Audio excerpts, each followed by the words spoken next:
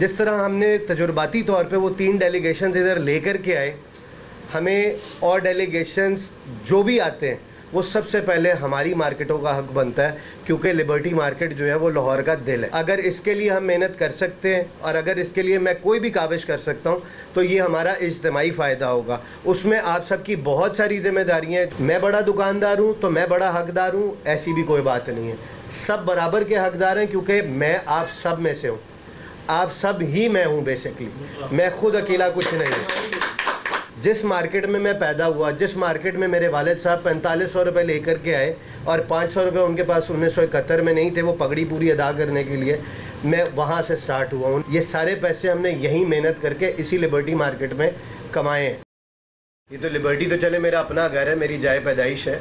मेरे जितने दोस्त अहबाब आज़म मार्केट के हैं, जी ब्लॉक, एच ब्लॉक मार्केट जो डिफेंस में है उसके हैं, फोर्ट्रेस स्टेडियम के हैं, मैं उन सब की भी अभी भी मेंबरशिप्स जो है वो रिन्यू करवा रहा हूँ। यहाँ तक कि जो जिसने किसी दौर में मेरे वालिद साहब को प्रॉपर्टी बेची थी या मुझे प्रॉपर्टी बेची है या मैंने कोई नई बेची DHA में की है, वो रियल्टर्स की भी कोई एक लंबी चौड़ी लिस्ट है। जो अभी यहाँ मीटिंग में आने से पहले मुझे जो है वो उन्होंने कहा कि यार हमारे वोट जो है वो इतने वैलिड हैं और इतने एक्सपायर हो गए, तो उनके लिए भी मैंने अपने लड़के की ड्यूटी लगाई हुई है कि उनसे डॉक्यूमेंट लेके खुद करेगा वो। इस चैम्बर में आने की वजह पहले मैं थोड़ा सा आज बताना चाहूँगा। शानी भाई का एक चैप्टर है बीच में, वो भी इसी में कवर करूँगा। आज तक इस मार्केट को जितने भी लोगों ने लीड किया वो एक अलग अलग वक्त में अलग अलग ज़रूरत के तहत सब करते रहे। उस वक्त इतने ब्रांड्स नहीं थे, इतनी मार्केट स्टैब्लिश नहीं थी, इतना कंपैरेटरशिप नहीं था और इट्सेल्फ लिबर्टी मार्केट को और पूरे गुलबर्ग को इतने चैलेंजेस नहीं थे। आज आपके यहाँ पर रास्ते बंद हैं, उस रास्ते को खोलने के लिए 2018 से मैं वर्किंग कर रहा हूँ, बट मैं अब तक जो है वो नाकाम हूँ, नाउमीद नहीं हूँ। उसके अलावा जो ट्रेड डेलीगेशंस आते हैं, वो ट्रेड डेलीगेशंस का एक छोटा सा नमूना मैंने, सोहेल भाई ने, दर्शन सिंह ने, हम एक चीफ़ मिनिस्टर के पास एक अर्ज़ी लेकर के यही ऊपर के रास्ते खुलवाने के लिए गए हुए थे। तो उन्होंने कहा जी आपकी बात मैं बाद में सुनूंगा, ये मेरे पास जो है वो 50, 60, 70 लोगों का एक डेलीगेशन आया हुआ है कनाडा से, सिख यात्रियों का। आप इनको एंटरटेन करें, इनको लेके जाएँ और इनको सेटिस्फाई करें। हम वो पूरा ट्रेड डेलीगेशन जो आया हुआ था सिख यात्रियों का, उसको लेके लिबर्टी मार्केट में पहली मरतबा आए। आज तक इससे पहले जो डेलीगेशन है, जिसने किसी ने बुला लिया, आ गए चले गए, जिसका दिल किया या जिस किसी ने बाहर लिबर्टी का सुना हुआ था वो उस तरह आ गया। किसी ने उसको मनोमन जो है वो जा कर के ग्रैब नहीं किया, किसी ने भी इस तरह सरकारी उसके ऊपर जा कर के उसकी रिस्पॉन्सिबिलिटी या लाइबिलिटी नहीं ली। हमने जा कर के कुदरती तौर पर हमें उस दिन मिल गई और हमें एक तजुर्बे की उस पे बुनियाद पे समझ में आया कि यार इतने लोग जब मार्केट में आए हैं, तो जो थड़े पे बैठा हुआ था ना, हालांकि मैं थड़ों के बिल्कुल सख्त खिलाफ हूँ, पहले भी था, आज भी हूँ और मरते दम तक शायद रहूँगा। अल्लाह उसको रिस्क ज़रूर दे, मैं उसके रिस्क के ख़िलाफ़ नहीं हूँ, पर जो दुकानदार यहाँ पे इतने अरसों से ज़माने से प्रॉपर्टियाँ लेकर बैठे हैं, उन बेचारों का कोई कसूर नहीं है कि वो मर जाए। तो पहले मेरे लिए वो प्रायोरिटी है। उस फट्टे वाले तक ने भी 2,60,000 रुपये की सेल की और मुझे उसने बाकायदा रोक करके, उमर भाई आपका बहुत शुक्रिया, वो मुझे इसलिए किया कि मैं हर वक्त यहाँ पर ऑन ग्राउंड फील्ड में मौजूद हूँ। मार्केट में सबसे पहले आने वाला और शायद सबसे ज़्यादा टाइम देने वाला अपनी यूनियन के हवाले से एक मैं होता हूँ या दर्शन सिंह होता है, और टाइम टू टाइम चीज़ें जो है वो हम करते रहते हैं ऑन ग्राउंड टैकल। जो वो जितना भी डेलीगेशन है वो पहली मरतबा था। उसके बाद हमने फिर दूसरी मरतबा फिर कोशिश की, तीसरी मरतबा फिर कोशिश की, जिसमें पूरे यू ने बेनिफिट उठाया। पहली मरतबा, दूसरी और तीसरी मरतबा पूरी लिबर्टी ने उठाया, लिबर्टी प्लाजा ने भी उठाया। उसमें एक बहुत बड़ी कबाहत ये थी कि पीछे का रास्ता बंद था। आज अगर इस पीछे के रास्ते को हम खोल दें तो पिछली वाली प्रॉपर्टीज़ और अगली वाली प्रॉपर्टीज़, इनकी वैल्यू अप्रिशिएट होगी, प्लस कस्टमर फ्री होगा मूव करने के लिए। कस्टमर मेरा नहीं है अकेले का, कस्टमर सलीम फैब्रिक्स अकेले के लिए या नहीं आना चाहिए, एनएम स्टोर अकेले के लिए नहीं आना चाहिए। मैं बड़ा दुकानदार हूँ तो मैं बड़ा हकदार हूँ, ऐसी भी कोई बात नहीं है। सब बराबर के हकदार हैं, क्योंकि मैं आप सब में से हूँ, आप सब ही मैं हूँ बेसिकली। मैं खुद अकेला कुछ नहीं हूँ। तो अगर आप सब लोगों के पास आता है, आप सब लोग तरक्की करते हैं, तो पूरी मार्केट तरक्की करती है। अब ये मेरा नसीब है कि मैं अपनी मेहनत पर, अपनी वैरायटी के ऊपर, अपनी प्रेजेंटेशन के ऊपर, कभी पैसा ज़्यादा कमा जाऊंगा, मेरा एक कारोबार नहीं है, मेरे और कारोबार भी हैं। अल्लाह देने के लिए रास्ते मुझे बहुत सारे खोल चुका हुआ है। पर जिस मार्केट में मैं पैदा हुआ, जिस मार्केट में मेरे वालिद साहब 4500 रुपये लेकर के आए और 500 रुपये उनके पास 1971 में नहीं थे वो पगड़ी पूरी अदा करने के लिए, मैं वहाँ से स्टार्ट हुआ। 1965 में मेरे वालिद साहब पतीले रंगा करते थे। ये सारे पैसे हमने यहीं मेहनत करके इसी लिबर्टी मार्केट में कमाए हैं। तो ना मैं आपका व्हाट्सएप ग्रुप छोड़ने वाला हूँ, ना मैं ये मार्केट छोड़ने वाला हूँ, और ना ही मैं कहीं जाने वाला हूँ। अच्छा, अगर मर गया तो मैंने ये नसीहत ज़रूर की है, वो पीछे हमारा ये आपकी बात बड़ी करता हूँ। ये आपका सबसे अच्छा पहलू है जो आपने बोला कि हमारा स्टार्ट यहाँ से है। I love you. वरना तो इधर तो ऐसे है कहते। देखिए, मैं इस बात पे आपको एक चीज़ और कहूँ, ये सब के लिए, हम सब के लिए, ये मेरे पास बहुत पैसे थे। आप इरफान साहब को 10 मरतबा भी मल्टीप्लाई करें ना, मेरे पास उससे ज़्यादा पैसे थे। ठीक है, वो वक्त नहीं रहा। फिर बहुत बुरा वक्त देखा मैंने अपनी इसी ज़िंदगी में। अल्लाह ने फिर हाथ रखा मेरे ऊपर, फिर अल्लाह ने उठा लिया। मुझे किस बात का मिल रहा है? मेरी कोई सलाहियत, मेरी हैसियत नहीं है, ये रब के फ़ैसले हैं। ठीक है, तो जब रब के फ़ैसले हो ना तो कोई बड़ा छोटा नहीं है। पर जब हम इनफरादी फ़ायदे की बात करेंगे ना, हम हमेशा पीछे रह जाएंगे। जब हम इज्तिमाई फ़ायदे की बात करेंगे तो फिर पूरा ग्रुप बढ़ेगा आगे, पूरी मार्केट बढ़ेगी आगे। मेरे बाप ने इधर से कमाया, मैं पैदा इधर ही हुआ और मैंने मरना भी इधर है। कब्रिस्तान भी हमारा पीछे करीब ही है। आज भी मेरी जाए पैदाइश यही है, कल भी यही रहेगी, और जब तक हूँ इंशाल्लाह ताला इधर हूँ मैं। और कहीं पे भी जाता हूँ मेरा सारा दिन का राब्ता, फिर भी मेरे और जहाँ पे भी कारोबार है, सारा दिन का राब्ता मेरा फिर भी लिबर्टी से ही रहता है। अब आ जाए चैम्बर में आने की ज़रूरत क्यों पड़ी? एक तो ये जो ट्रेड डेलीगेशंस वाली बात है, पुराने वक्त और थे, आज का वक्त और है। जिस तरह हमने तजुर्बाती तौर पे वो 3 डेलीगेशंस इधर लेकर के आए, हमें और डेलीगेशंस जो भी आते हैं वो सबसे पहले हमारी मार्केटों का हक बनता है, क्योंकि लिबर्टी मार्केट जो है वो लाहौर का दिल है और लाहौर पाकिस्तान का दिल है। अगर इसके लिए हम मेहनत कर सकते हैं और अगर इसके लिए मैं कोई भी काविश कर सकता हूं तो ये हमारा इज्तिमाई फ़ायदा होगा। उसमें आप सबकी बहुत सारी ज़िम्मेदारियां हैं जो मैं अभी अभी आपको क्लियर करूं कि ये जो तजावुज़ात हम अपनी दुकानों के आगे लगवाते हैं, इसमें आपके पैसे रुकते हैं, आपको बदतमीज़ी करनी पड़ती है, बदमाशी करनी पड़ती है, जो करना पड़ता है आप करें, ये आपका फ़ायदा होगा। आज नहीं होगा कल होगा। ये एक प्रीमियम मार्केट थी जिसमें बहुत सारी बीवियाँ मैंने अपने बचपन से देखी हैं। जब 1000 का नोट नहीं था, हाईएस्ट 500 का नोट हुआ करता था। वो 500 के नोट की ना कॉपी लेके आती थी और 2 रुपये कुछ पैसे की 7 अप और आरसी कोला होती थी, कोक और पेप्सी भी नहीं थी। इस मार्केट में मैंने वो लोग देखे हैं। जिस दिन मैं मैट्रिक करके आया हूँ ना, तो 562 रुपये 50 पैसे का सूट था गुल अहमद लॉन का, जो मेरे वालिद साहब ने मुझे खड़ा कर दिया, आके खड़े हो जाओ, बस इधर उधर आवारागर्दी नहीं करनी। तो मैं यहाँ से लेकर के ना यहाँ तक सूट लगा करके कस्टमर को ला के दिया करता था। आज वो कस्टमर सलीम फैब्रिक्स में मौजूद नहीं है, वो डिवाइड हो गया।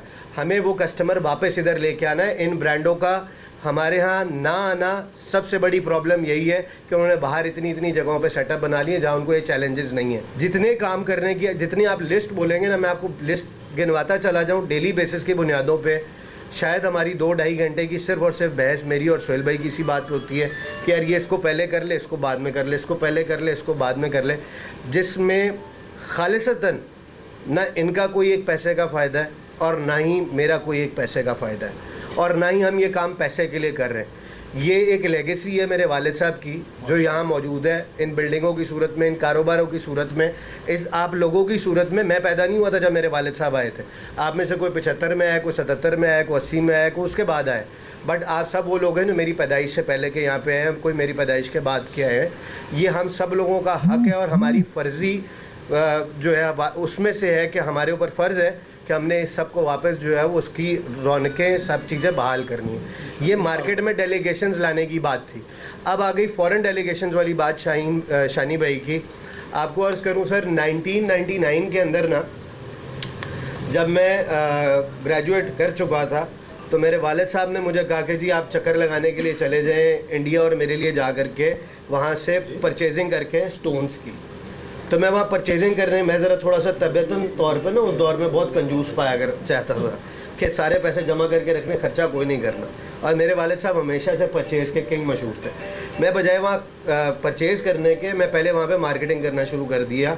तो अक्टूबर 1999 में, मुझे आज भी याद है, वो बंदा आज भी मेरा कस्टमर है। दिल्ली के अंदर एक बहुत छोटी सी मार्केट थी, बंदे से बंदा यूँ जुड़ा हुआ था। उस दौर में जा कर के मैं वहाँ माल बेच के आया था।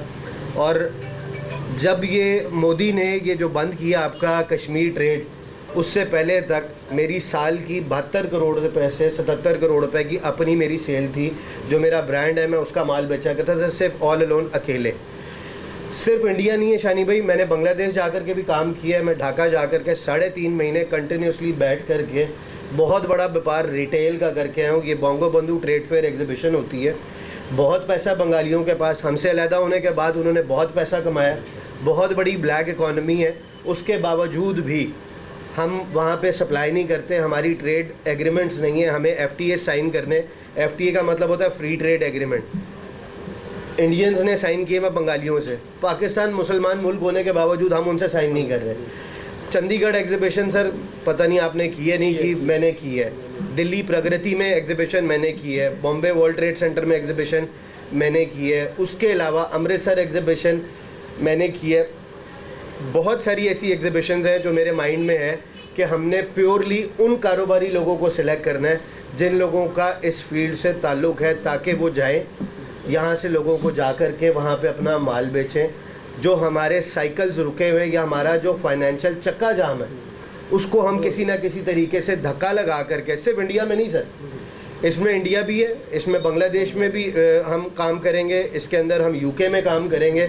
यूके बहुत बड़ी मार्केट है, आजकल थोड़ी डाउन है लेकिन फिर भी मार्केट में जान है। अमेरिका बहुत बड़ी मार्केट है, आज तक हमने अमेरिका को बिल्कुल ऐसे अनएक्सप्लोर्ड छोड़ा हुआ है।